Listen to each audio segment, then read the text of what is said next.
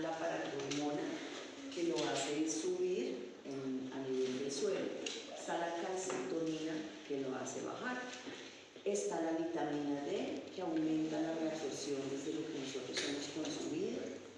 A nivel de intestino, ayuda a la reabsorción. Y encontramos entonces que este calcio es muy importante para la contracción del músculo esquelético, músculo cardíaco, músculo liso, que es necesario para mantener el equilibrio electrolítico, la transmisión de información, los valores osmóticos en sangre, los electrolitos, y sirve para todas las reacciones enzimáticas.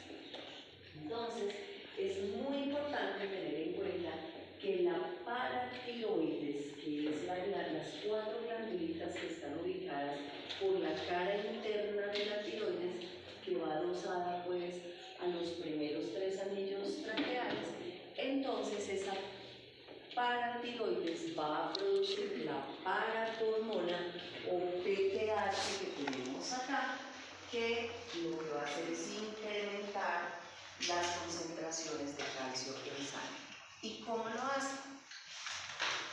La paratormona va hacia el riñón y aumenta la reabsorción del calcio que se pudiera haber ido a perder por vía urinaria. Va al intestino y facilita la reabsorción del calcio de los alimentos que tengan este elemento, de lo que hayamos consumido. Y va a los huesos y hace la resorción del calcio, es decir, extrae calcio de los huesos para pasarlo al nivel sanguíneo. Repito, como repaso, porque eso lo hemos mencionado varias veces, que esta paratormona es una hormona de acción totalmente antagónica a la acción de la calcitonina.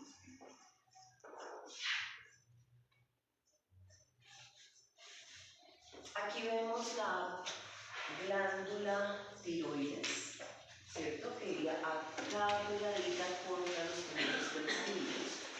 Y si la abrimos y la miramos desde su cara interior, estarían entonces la paratiroides, 4 estructuras que tienen unos acinos glandulares y que son los que van a producir la paratormona. Bien. Aquí vemos en esta gráfica, o este dibujo, que está ubicada acá la glándula tiroides, las glándulas paratiroides, y que si por ejemplo se detectan unos bajos niveles de concentración en calcio, es decir, una hipocalcemia, ¿cierto? Entonces, cuando esos bajos niveles son detectados por la paratiroides, entonces se libera la paratormona, que por vía sanguínea pasará al corazón, el corazón la bombea a todo el sistema en general, y entonces esa sangre llevando hormona paratiroide va a pasar por los huesos, resorte calcio, que le da la circulación, va por los riñones, aumenta la reabsorción o retención del calcio para que no se pierda por vía urinaria, y pasa por los intestinos, y allí de todo lo que hemos consumido, repito, pues se extrae la mayor cantidad de calcio. Todo ese calcio que ha sido recuperado vuelve al sistema sanguíneo, regresa al corazón, y el corazón pues lo bombea a todos los órganos, pero a su vez hace una retroalimentación, y esa sangre ya con valores normales de calcio, entonces le van a informar a la paratiroides: mire, ya hay calcio suficiente, ya no se libere más paratormona. Entonces se hace ahí como la retroalimentación negativa. En este otro gráfico ya se está combinando la acción de las 2 hormonas antagónicas. Entonces, vamos a ver que aquí en la mitad, en este recuadro, ahí nos están mencionando que está el individuo en homeostasis, están los niveles de calcio dentro de los parámetros normales. Pero supongamos que se aumentan los niveles de calcio, es decir, hay una hipercalcemia. Esta hipercalcemia es percibida por las células de la tiroides y lo que sucede es que inmediatamente se libera la calcitonina. Esa calcitonina, cuando va por la sangre, pasa por los huesos y dice, fijemos calcio. Entonces se mete, digamos, entre comillas, el calcio en los huesos. Cuando pasa por el intestino, entonces dice, yo no voy a reabsorber calcio. Si hay en exceso, que se pierda y saldrá por materia fecal si es excesivo. Y cuando pasa por los riñones, también la calcitonina se hace la loca y dice, yo ahí no tengo nada que ver, que se vaya el calcio que está en exceso. Esto hace que los niveles de calcio disminuyan y que por tanto los niveles se encuentren nuevamente en homeostasis. Caso opuesto, que ya lo vimos en la diapositiva anterior, con la figura anterior, si los niveles de calcio bajan, si hay una hipocalcemia, pasa por la glándula paratiroides, esa baja concentración de calcio, y se libera la parahormona, que cuando por vía sanguínea pasa por los huesos, resorbe calcio, pasa por el intestino, absorbe el calcio consumido, pasa por los riñones e incrementa la reabsorción de calcio.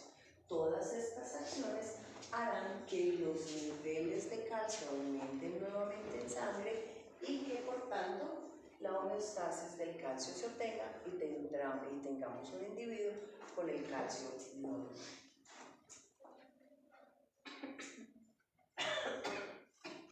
Bueno, el otro elemento que hemos mencionado es la vitamina D.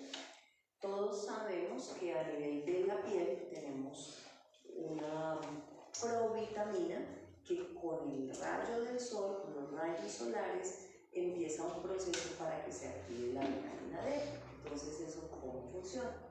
Allá en la parte superior izquierda está el sol, están los rayos ultravioleta, toman contacto con nuestra piel y un compuesto que es una provitamina D3 se va a convertir en una previtamina D3 y luego finalmente estará como vitamina D3.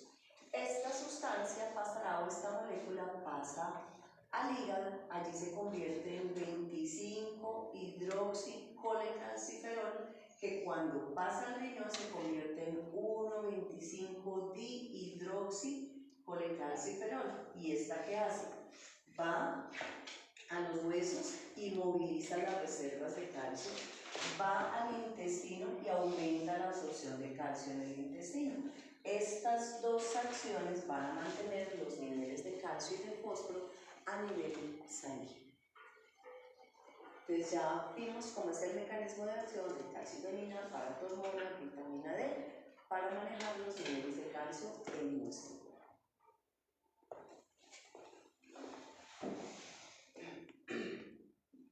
Aquí quiero que lo veamos a nivel ya celular. Entonces, si esta es la luz intestinal, por aquí es donde están pasando los alimentos, ya con todos los jugos gástricos, los jugos intestinales, con la respectiva motilidad. Esta es una célula del intestino y a este lado están los vasos sanguíneos. Entonces, viene la vitamina D, atraviesa la membrana celular, se une con su receptor específico y esto estimula que en el núcleo se sintetice el ARN mensajero, que ya sabemos que su función es sintetizar proteínas. Y estas proteínas van a ir al lado de la membrana celular, que es vecina de la luz del intestino, y facilita la absorción del calcio. Pasa el calcio al nivel intracelular y luego para que el calcio se vaya a la sangre se necesita la acción de una bomba, que es la bomba de calcio, que es una bomba de transporte activo que nosotros habíamos visto que junto con la de sodio-potasio son mecanismos de transporte activo de sustancias. Aquí en esta grafiquita se resume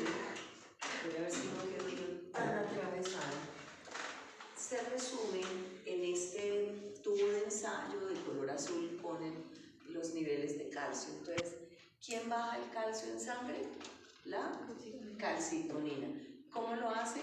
Dejando que se pierda por riñones, depositándolo en el hueso y reabsorbiendo menos desde el intestino. ¿Qué aumenta los niveles de calcio en sangre? La paratormona y la vitamina D, con las funciones de reabsorber más el calcio del intestino y de reabsorber calcio a nivel de los huesos. Entonces, en estos elementos tendríamos el manejo de la homeostasis del calcio. Pasemos ahora a otra estructura que es el páncreas. Este páncreas tiene dos funciones, una función endocrina y una función exocrina. En la función exocrina estará la producción de enzimas digestivas que favorecen obviamente los procesos digestivos y de toma de nutrientes a partir de los alimentos. Y tiene una función endocrina donde se va a liberar la insulina, el glucagón y la somatostatina, que esta es la misma hormona inhibidora de la hormona del crecimiento. Este páncreas es una estructura que está ubicada en la parte de la cavidad abdominal, más o menos debajo del estómago. No tiene una corteza tan definida como la tendrían los riñones, la glándula adrenal, que son como masas musculares, más bien como diseminadas, y de ahí pues el trabajo que ha costado para los cirujanos el trasplante de este órgano. Parece que en los últimos años se ha logrado hacer el trasplante, pero no es tan fácil para recuperarle su flujo sanguíneo, su inervación, precisamente por la forma en que están las glándulas conformadas. Entonces, si nosotros vemos esto ya a nivel, digamos, microscópico y le ponemos colorcitos para ver qué hace cada célula, entonces vemos que están las células D, que son las que producen la somatostatina, que son las moraditas, aquí las tenemos en este lado. Tenemos las células beta, este rosadito como más clarito, que son las que producen la insulina. Y tenemos las amarillas, que son las que producen el glucagón. Entonces, cuando la sangre pasa por estas células pancreáticas, cada célula de estas detecta si hay aumentos en glucosa o hay disminuciones y por tanto reacción.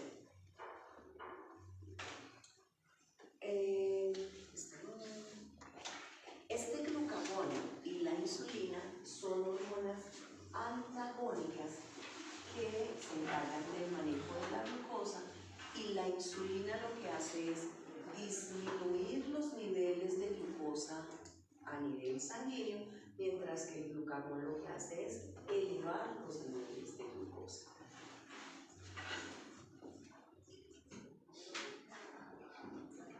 Aquí tenemos entonces en la mitad, como lo han mostrado en otros gráficos, que los valores de glucosa están ahí en un individuo normal, que los niveles de glucosa nos lo señalan acá como más o menos de 90 miligramos por cada 100 decilitros.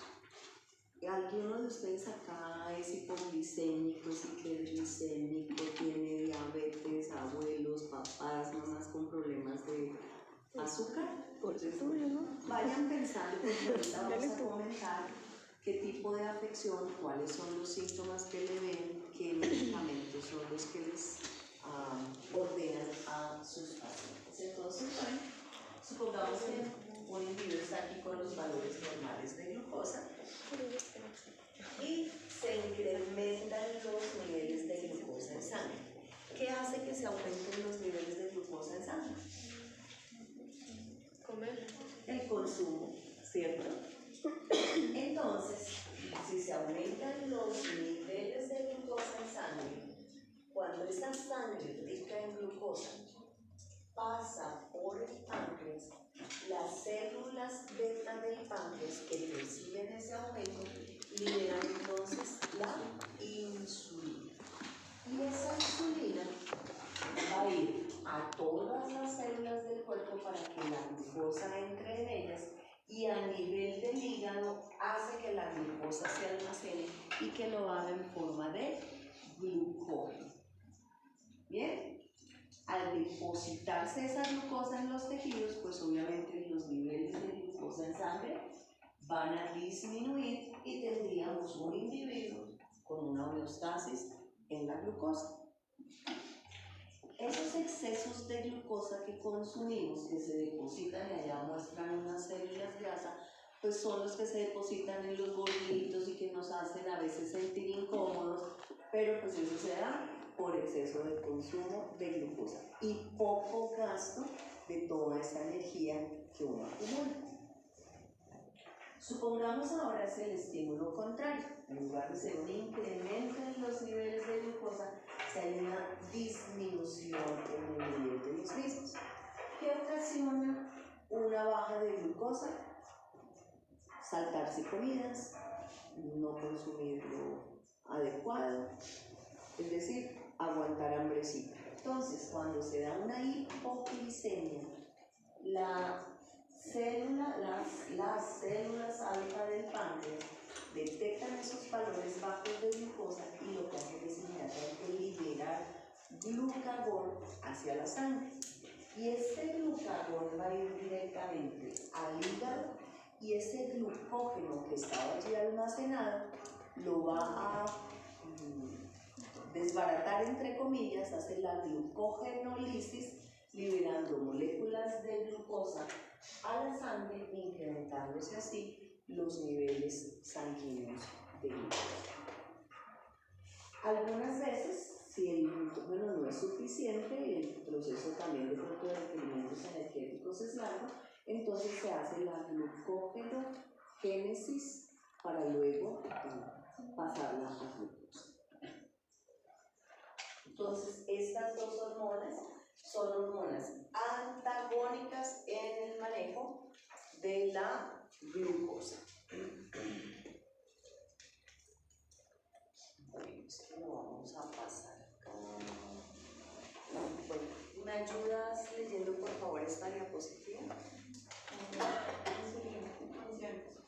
Convierte el azúcar en grasa y la deposita en las células adiposas, facilita el metabolismo de los carbohidratos a nivel molecular, reduce las mutaciones sanguíneas de glucosa, ácidos grasos y aminoácidos, promueve el almacenamiento celular en forma de glucógeno, triglicéridos y proteínas respectivamente, convierte los azúcares en glucógeno y este se almacena en hígado y músculo.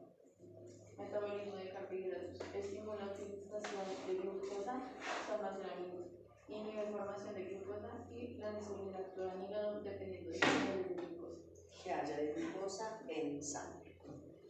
Bueno, esto ya lo dijimos, promueve la producción de glucógeno en el hígado, tejido adiposo, músculo esquelético y reduce la gluconeogénesis porque se hace síntesis de proteínas y se usan los aminoácidos y por eso vamos a este gráfico donde tenemos entonces lo siguiente. Es el manejo de la glucosa en general del organismo, teniendo tres estimulaciones, podríamos decir. Aquí en A, baja de los niveles de azúcar, en B, exceso de azúcar y C, cuando hay tensión o peligro. Entonces, ya eso lo vimos en la parte del sistema nervioso, pero ahora vamos aquí a unir todo. Entonces, supongamos que hay una hipoglicemia aquí en los vasos sanguíneos. Ya decíamos que esa hipoglicemia es percibida por las células, ¿qué? Del páncreas, las células beta del páncreas, y entonces, alfa, tiene toda la razón, las células alfa del páncreas, y lo que hace es liberarse el glucagón. Este glucagón va al hígado y el glucógeno que estaba allí almacenado se va a convertir en glucosa y pasa a la sangre, compensándose el problema inicial de baja de glucosa. Segundo caso, gran cantidad de azúcar en sangre, es decir, una hiperglicemia. Esta es sensada por el páncreas, ahora sí por las células ¿qué? Beta del páncreas, se produce la insulina que va a ir a hacer que la glucosa sanguínea se deposite en el hígado en forma de glucógeno. Y vámonos a la tercera situación. Es estrés, peligro, entonces hay dos formas. Cuando es un peligro corto, una cosa de tipo agudo, entonces el sistema nervioso central estimula al sistema nervioso simpático, manda fibras nerviosas hasta la médula de la glándula adrenal y allí se va a liberar la adrenalina, noradrenalina, que va a ir y activará el proceso de liberación de glucosa desde el hígado a partir del glucógeno. Y eso hace que pase más glucosa hacia la sangre y que tengamos la energía para esa acción rápida que necesitamos. Lo otro es que si el estrés o el peligro es más prolongado, entonces el hipotálamo libera la hormona liberadora de las corticotropinas. Esta hace que salga de la adenohipófisis la hormona adenocorticotrópica y esta hormona va a llegar aquí a la glándula adrenal a nivel de la corteza, hace que se libere el cortisol y el cortisol va a ir al hígado y a partir de las proteínas que hay acumuladas en el hígado se produzca glucosa y esta glucosa pase a sangre, proveyendo más energía a ese organismo por un largo tiempo. Sin embargo, decíamos que si se libera por largo tiempo cortisol en un individuo, ¿qué es lo que pasa? ¿Qué pasa con su sistema inmunológico? Se va a bajar la efectividad en la protección del organismo a diferentes virus, bacterias, en fin, baja protección del cuerpo. Bueno, esto ya dijimos, no hay para qué repetirlo. ¿Cómo actúa el glucagón a nivel, digamos, de célula? Si aquí está el glucagón, él se va a unir a su receptor específico a nivel de la membrana celular. Si este evento sucede en la membrana celular, quiere decir que el glucagón es de qué tipo, proteico, esteroidal o amínico. Proteico. Buscó su receptor y esta unión hace que se active la adelinato ciclasa, que a su vez hace que el ATP que está a nivel intracelular se convierta en el adenosín monofosfato cíclico o ANP cíclico, que ¿cómo se denomina ya? Segundo mensajero. Y este segundo mensajero, que sí es el que trabaja en el interior celular, activa una sinasa, fosforila una enzima, que es la que va a hacer los procesos de gluconeogénesis, glucogenólisis y lipólisis, todo para obtener más fuentes energéticas.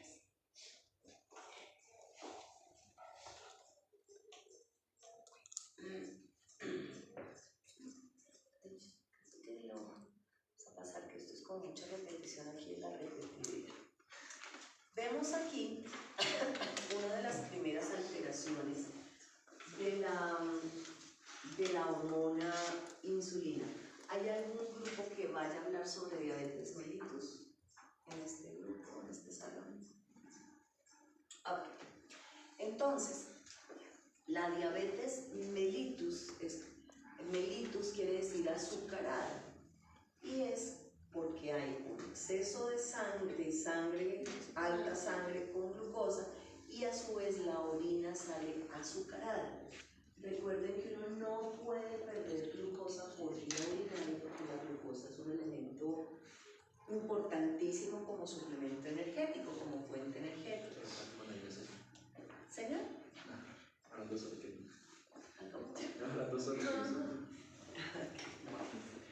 Entonces, pregunto, ¿alguno de ustedes se ha ido a tomar muestra de sangre? Sí. Y que les hayan hecho glucosa pre y postprandial? Es decir, que les digan, lleguen ayunas, se toman la muestrita y luego o le hacen tomar un jugo que es un fastidio de lo dulce, o algo más rico que le dice, no, vaya, desayune todo lo que más pueda y vuelva, pero se están aquí quietos mientras las siguientes. Sí. ¿Qué busca con esas pruebas? Lo vamos a ver acá. En la línea azul tenemos el individuo normal y con línea roja el individuo diabético. En la muestra inicial que usted llegó en ayunas, el individuo normal tiene los valores de glucosa por debajo de los 100 miligramos, mientras que el diabético ya llega con valores por encima de este valor, 110, 130, de para arriba. A los dos individuos se les pide que consuman o ese líquido o que vayan y desayunen, ¿sí? Y miren los resultados. El individuo normal presenta incremento en los niveles de glucosa, pero ya en la hora vuelven sus valores casi a ser totalmente normales. Es decir, que hay una insulina que se libera y que se hace respetar y que baja los niveles de glucosa. Pero el individuo diabético consume el mismo producto y sus niveles de glucosa siguen en aumento.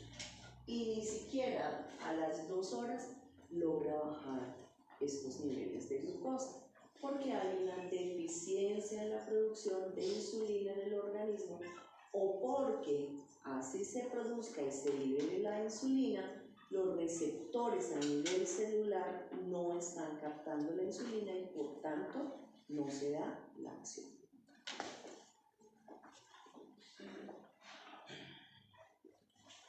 Este es un cuadro que casi no logran ver ustedes ahí mucho, pero este cuadro está resumiendo todo lo que pasa cuando hay problemas con la insulina. Entonces, este pedacito de este lado azul muestra cómo se impacta el metabolismo de las proteínas. Este pedacito aquí de este lado, medio amarillo, muestra qué pasa con el metabolismo de la grasa. Y aquí en toda la mitad, qué es lo que pasa con el metabolismo en general. Entonces voy a arrancar por acá. Se consume alimento, se aumentan los niveles de glucosa en sangre, pero no se libera insulina. Entonces, como cada una de las células está permanentemente requiriendo energía para su metabolismo, pero como la insulina no llega, no hace que ingrese la glucosa, las células le están mandando información al cerebro que tienen hambre, que les falta energía.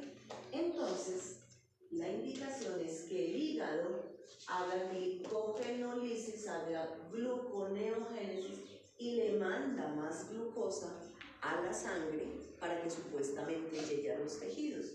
Y esto ocasiona en general la hiperglicemia. Esta hiperglicemia cuando la sangre pasa por los riñones tienen algo que se llama el tubular máximo. Todo lo que esté por debajo del tubular máximo es reabsorbido. Si los niveles de glucosa son menores a ese tubular, toda la glucosa se reabsorbe. Pero como hay hiperglicemia y es excesivo el nivel de glucosa que está pasando por el riñón no lo puede reabsorber y por tanto se empieza a perder glucosa a nivel urinario. Bien. Bueno, aquí está este pedacito. Como hay una baja utilización de glucosa, el cerebro, lo que les decía, interpreta que hay hambre, que las células están con hambre y por tanto se produce el término o el síntoma de polifagia. No sé si ustedes en las personas diabéticas ven que hay ese deseo excesivo de consumir alimentos. Si les ha pasado, si han visto a sus abuelitos o la persona que tenga esa diabetes. Mi mamá murió por diabetes y cuando la podíamos sacar a almorzar todos los fines de semana, ella no solamente se comía su plato, ella era de cómo todos los vecinos que estaban ahí, a cuál le iba a quitar el plato. Y si podía comerse 3 almuerzos, se los comía, porque estaba llena de glucosa, pero como cada celulita no le llegaba, entonces había esa sensación de hambre. Bien, entonces esa es la polifagia. Decíamos que el exceso de glucosa que no puede retener el riñón se empieza a eliminar por vía urinaria y eso se va a llamar la glucosuria. No se debe encontrar nunca glucosa en orina. Y aquí se complican más las cosas, porque a medida que sale orina, estoy grabado, no sé cómo que desayune, pero bueno, sale la glucosa por vía urinaria, pero a medida que ella va saliendo, ella va reabsorbiendo agua, le va quitando agua a las células y a nivel renal atrae más salida de agua. Por tanto, los volúmenes de orina que produce un diabético son mayores y eso se va a llamar poliuria, porque hay una mayor salida de orina, de agua en la orina. Eso se llama proceso osmótico. El que la glucosa traiga orina, traiga agua, es un proceso osmótico. Bueno, a medida que se va perdiendo agua de las células y del organismo en general, se va a producir una deshidratación. Entonces la persona diabética, el animal diabético, tiende a consumir mucha más agua.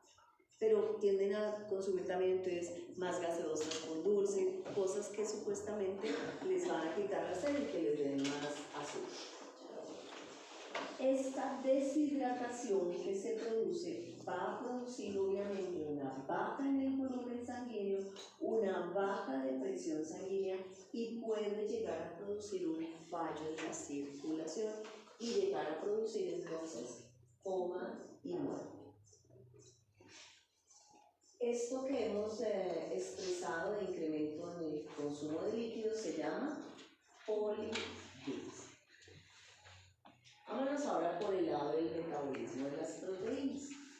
Resulta que como hay esa interpretación de que las células no tienen glucosa, entonces el sistema recurre a utilizar a las proteínas corporales, proteínas musculares, para de ellas producir o sintetizar glucosa. Entonces las masas musculares se van bajando porque esas proteínas se están utilizando.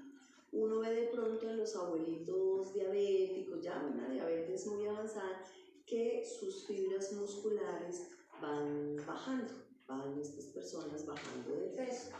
Y es esto que se marca acá como pérdida de tejido. Vámonos por el lado del metabolismo de las grasas, entonces por la misma estimulación para buscar fuentes energéticas se hace lipólisis, se pierde también tejido y se va a generar una baja de peso. Entonces estos son los procesos que se dan en la diabetes. Hay otros problemillas más importantes, bueno, más importantes, no todo es un rollo. Se da la retinopatía, se da unas alteraciones en la circulación y se produce la neuropatía. Cuando un diabético, por ejemplo, le arreglan las uñas de las manos, las uñas de los pies, o se da un cortecito muy leve en una extremidad, los médicos les prestan mucha atención porque la capacidad de los vasos de responder, a dilatarse o contraerse por la neuropatía, entonces ocasiona que no haya una buena circulación y se llegue a producir la necrosis de la extremidad, del dedo, de la pierna, y por eso es que resulta algunas veces teniendo que realizarse amputaciones. Entonces, en los diabéticos hay que tener mucho cuidado en estos manejos pues, de las extremidades, de las heridas, y porque también los procesos de coagulación se ven alterados. Esta enfermedad en sus síntomas, digo que es la enfermedad de las PES porque hay pérdida de energía, hay pérdida de peso, hay polifagia, hay poliuria, hay polidipsia. ¿Cómo se diagnostica esta enfermedad? Ya vimos que se hace a nivel de laboratorio, determinación de los niveles de glucosa pre y postprandiales, se utiliza la determinación de la hemoglobina glicosilada, que es una molécula que le permite, una vez determinada en el laboratorio, le permite al médico ver cómo ha sido el manejo de la glucosa en las últimas semanas. También es como característico el olor a acetona, pero los pacientes diabéticos ya muy avanzados, y pues la sintomatología, debilidad, mareos, poco deseo pues, de estar activo, apetito, sed. Vamos a seguir entonces ahora con otra hormonita, que es la somatostatina, que decíamos que es producida también a nivel del páncreas. Entonces esta hormona inhibe la liberación de la hormona del crecimiento, entonces es una hormona inhibidora de la hormona del crecimiento. Y también inhibe la liberación de la insulina, el glucagón y algunas enzimas. Bueno, vamos a pasar. Aquí ya casi todo vamos a acabar, porque esto es básicamente recordar pues, la existencia de la hormona del crecimiento, de la hormona de la prolactina, provenientes de la adenohipófisis, por lo que estábamos hablando de la hormona inhibidora de la hormona del crecimiento. Esta hormona del crecimiento, entonces acuérdense que en hipotálamo se libera la hormona liberadora de la hormona del crecimiento, que va a ir a la adenohipófisis y libera ya directamente la hormona del crecimiento, y que esta a su vez va a todos los tejidos del organismo para promover la hipertrofia o la hiperplasia en los diferentes tejidos. Recordemos también que la hormona del crecimiento tiene acción sinérgica con las hormonas de la tiroides T3 y T4, porque las T3 y T4 lo que hacen es incrementar el metabolismo, darle más fuentes energéticas y oxígeno a las células, y por tanto pues, la acción de crecimiento se va a favorecer. Bien, en cuanto a esta hormona del crecimiento, es importante que al igual como muchas de las otras hormonas, una vez que éstas se liberan, se devuelve al hipotálamo, se devuelve a la adenohipófisis para hacer la retroalimentación. En este caso, la hormona del crecimiento inhibe a la hormona, a la adenohipófisis, y inhibe la liberación de la hormona liberadora de la hormona del crecimiento. Aprovechando esta gráfica, esta hormona del crecimiento que decimos sale más en todos los tejidos, en hígado, en pulmones, en piel, producen los denominados factores de crecimiento similares a la insulina, que en cada órgano estimulará el crecimiento. Ya les voy a mostrar el listado más adelante de todos los nombres que tienen esos factores de crecimiento. Aquí en esta diapositiva nos vuelven a mencionar la hormona liberadora de la hormona del crecimiento. En el hipotálamo sale la hormona del crecimiento, y esta hormona del crecimiento tiene dos efectos de forma directa. Uno es ir al hígado y a otros tejidos para liberar o promover los factores de crecimiento similares a la insulina, que ellos van a ir al tejido esquelético, toda la parte ósea, y aumentan la producción de los condrocitos, de los cartílagos, para aumentar el crecimiento del hueso. Y van a ir a los tejidos extraesqueléticos, o sea, el resto de tejidos del cuerpo, y van a aumentar la síntesis de proteínas para que haya el crecimiento. Por el otro lado, esta hormona del crecimiento tiene acciones antiinsulínicas, es decir, si la insulina lo que hace es disminuir los niveles de glucosa en sangre, entonces lo que hace es promover los niveles de glucosa en sangre. ¿Y cómo lo hace? Va sobre las células de grasa y hace la lipólisis. Va a ir a los metabolismos de los carbohidratos y aumenta la liberación de ellos, de glucosa, hacia la sangre.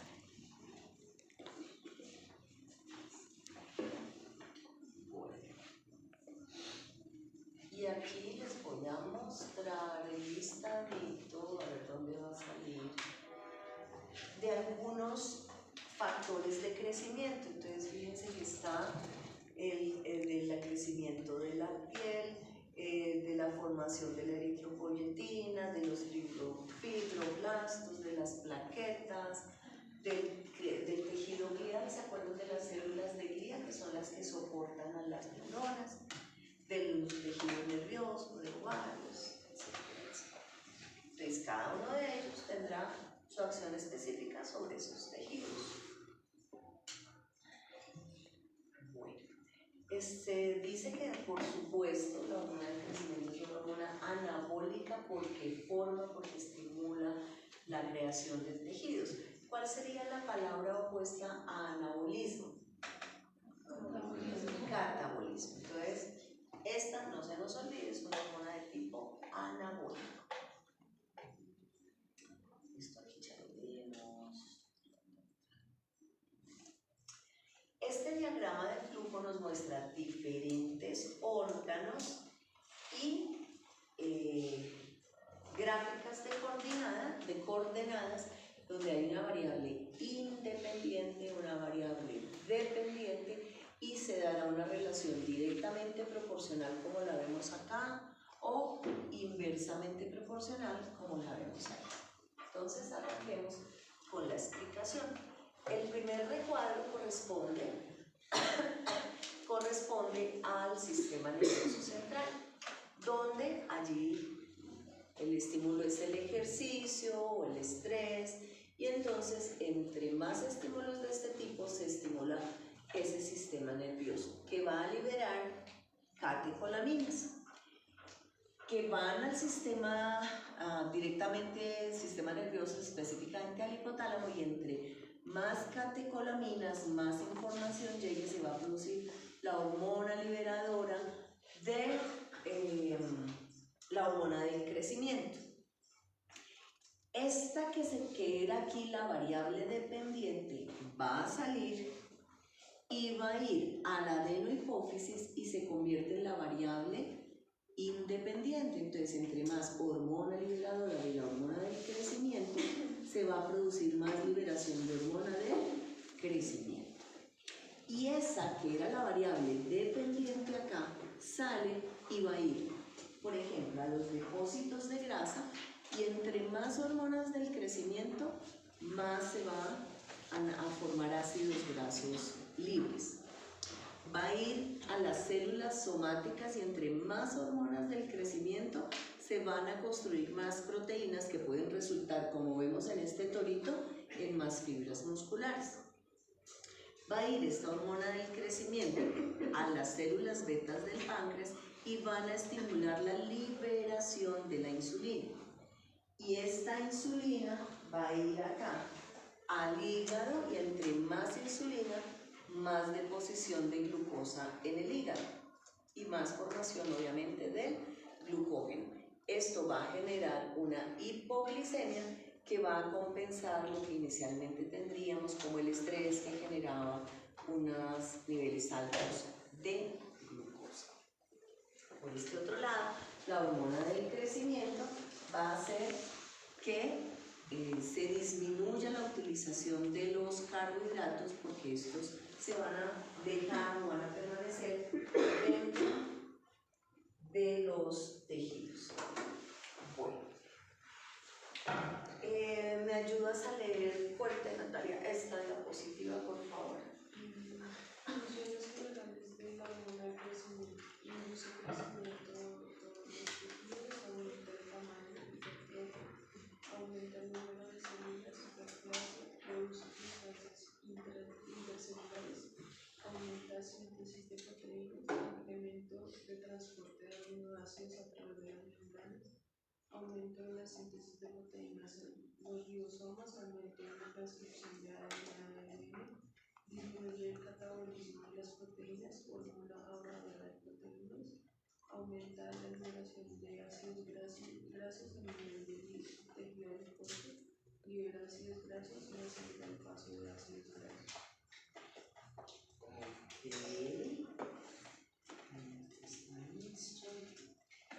Decíamos entonces que disminuye la utilización de la glucosa, la deposita, aumenta el crecimiento de los huesos, acción anabólica,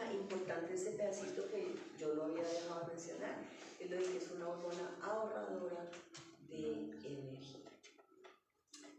Bueno, y ya vimos. En glándula mamaria es importantísima porque se une junto con la hormona prolactina, que es la que ayuda al desarrollo de los folículos de la glándula mamaria, de los acinos mamarios, que son sinérgicas, la prolactina y la hormona del crecimiento, no solamente en el desarrollo de la glándula mamaria, sino en la síntesis de la leche, porque entonces esa prolactina y esa hormona del crecimiento unirán esfuerzos para también generar la síntesis de proteínas, que ustedes saben que la leche se encuentra en proteínas y grasas, ¿no? Un aviso comercial para una raza de ganado. ¿Cuál es la raza de ganado que tiene el más alto nivel de proteínas en leche? La Jersey. Muy bien. Y bueno, las alteraciones clínicas que puede presentar esta hormona del crecimiento. Uno es el enanismo, ¿cierto? Que es el de este ladito. ¿Cómo se llaman estas vaquitas en el campo? ¿Cómo le dicen los campesinos o la gente del campo a las vaquitas chiquitas? Patianas, correcto, paturras, ¿sí? Bueno, y el otro lado es el gigantismo, que yo creo que esto es más Photoshop que quién sabe qué, porque o el señor es muy chiquitico, porque es que esa vaca tampoco, tan grande tampoco. Pero bueno, nos sirve para acordarnos que el gigantismo va con valores más altos de la hormona del crecimiento y que por tanto los niveles de crecimiento son por encima del promedio. Yo siempre he tenido la duda de si, por ejemplo, los jugadores de básquetbol de estos grandes equipos de pronto tienen ahí sus cositas de la hormona del crecimiento. Claro que comparados con nosotros los latinoamericanos, que somos más bien paturritos, ¿cierto? ¿No? Entonces, bueno, si nos comparamos con ellos quedamos chiquitos, pero ahí está esa dudita. Bueno, la prolactina, entonces, síntesis de tejido mamario, síntesis de leche,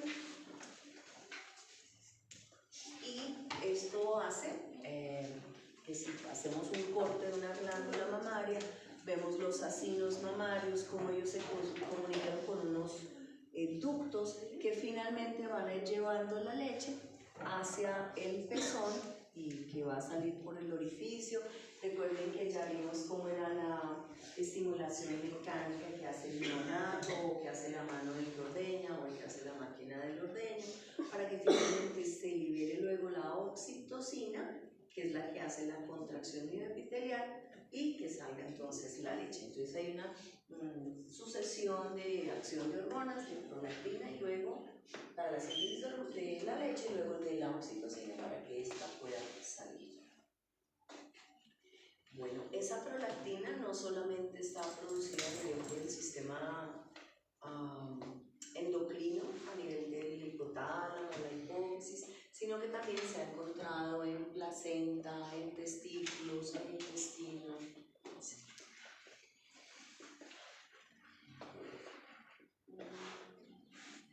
Responsable de síntesis de proteínas, mantenimiento de la lactancia.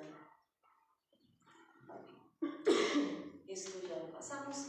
Esta grafiquita, cerrando el tema de la prolactina, es que yo les hablaba a ustedes de unas células yuxtaglomerulares, ¿sí? Y en esta diapositiva tengo como mostrarles dónde están ubicadas esas células. Entonces recuerden que habíamos hablado de una unidad estructural y funcional, que es la nefrona a nivel de los riñones.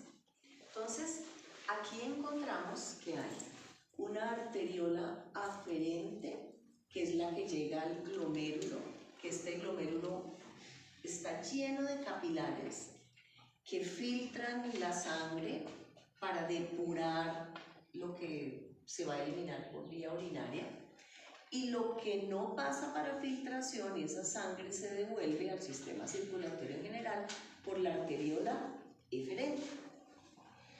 Dentro de todas las vueltas que dan estos túbulos renales, aquí finalmente entre las dos arteriolas viene a encontrarse el túbulo distal, que tiene unas células que son la mácula densa, que también ayudan a percibir los electrolitos que están pasando por ahí y controlarlos luego. Pero aquí específicamente, alrededor de la arteriola aferente, están las células yuxtaglomerulares. ¿Qué decíamos? Que esas células yuxtaglomerulares detectan si hay bajos volúmenes de sangre que están entrando al riñón. Y si ese es el caso, entonces esas células le mandan la orden al tejido renal para que libere la hormona denominada renina. Y esa renina inicia toda la cascada de activar el angiotensinógeno que pasa en angiotensina 1, luego aparece la enzima convertidora en angiotensina, la convierte en angiotensina 2, este es el vasoconstrictor más potente del cuerpo que empieza a aumentar la presión sanguínea, pero de otra parte, entonces esa angiotensina 2 va a la glándula adrenal y aumenta la liberación de la aldosterona. ¿Y esa que hace? A nivel de los riñones reabsorbe más sodio, el sodio atrae agua, esto aumenta el volumen sanguíneo y aumenta la presión sanguínea. Entonces toda esa cascada se da porque estas células yuxtaglomerulares perciben una baja en volumen sanguíneo. ¿Listo? Las hormonas del tracto gastrointestinal que no son parte del tema de este curso. Habíamos dicho que dentro de las hormonas del corazón estaba el péptido natriurético auricular, el péptido natriurético que parte, dicen que se originaba del corazón, pero que finalmente encontraron que se origina desde el cerebro. El timo, que es el que nos ayuda con el sistema inmunológico, pero que en los adultos va desapareciendo. Estas son hormonas digestivas y hasta aquí entonces terminaríamos y pues muchas gracias por haber prestado atención a todo esto. ¿Por qué dejo esta referencia ahí? Porque es que todas estas diapositivas están hechas con base en los apuntes de endocrino que están en el aula virtual, que yo les dije que estaban escaneados y que están ahí en el aula virtual. Dicen, estas diapositivas resumen todo lo que está ahí en esa página.